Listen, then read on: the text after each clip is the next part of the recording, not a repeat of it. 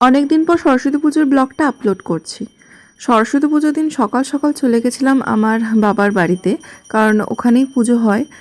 মা প্রতিবারই পুজো করে থাকে, তো সেই কারণে চলে আসা হয়েছিল। দেখতেই পাচ্ছ পুরোহিত মশাই পুজো করছে, মোটামুটি সকাল 10টার মতো ওই টাইমেই চলে গেছিলাম।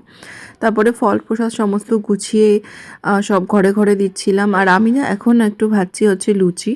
আমি লুচি বেলতে পারি না, মা বলে আমি বেলে দিয়েছি, তুই লুচিগুলো যদি ভাজতে পারিস তাহলে একটু ভেজে দে, কারণ ওই প্রসাদে একটু লুচি পায়েস এই সবগুলোই আর কি, ফল প্রসাদ সব ঘরে ঘরে দিতে হবে, তো সেই জন্যই আর কি লুচি ভাজছিলাম।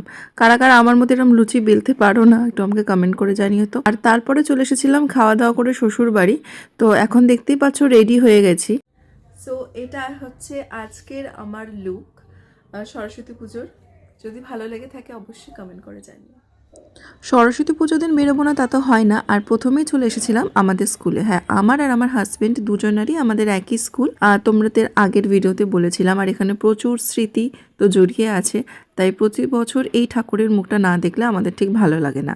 আর তারপরে চলে গেছিলাম হচ্ছে মেলাতে, কারণ বুক ফেয়ার তো শুরু হয়ে গেছে করুণাময়ীতে, আর আমাদের স্কুল থেকে এটা না খুবই কাছে। সরস্বতী পুজো তার মধ্যে রবিবার, প্রচণ্ড ভিড় হয়েছিল কিন্তু এই বছরের মেলায়। প্রেম করছে যে জনে জানে সে জন, তাই তো।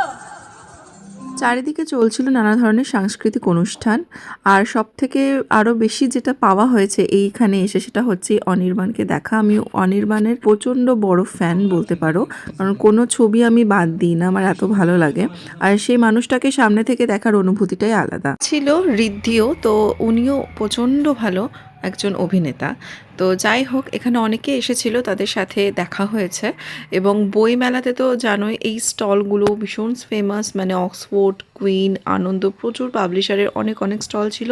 এছাড়াও এত সুন্দর করে সমস্ত স্টলগুলোকে সাজানো হয়েছিল, তো এটা দেখার মতো ছিল। তাছাড়াও দেখতেই পাচ্ছ এখানে কি সুন্দর একটা সরস্বতীর মূর্তি। তো সব মিলিয়ে দিনটা ভালোই কেটেছিল।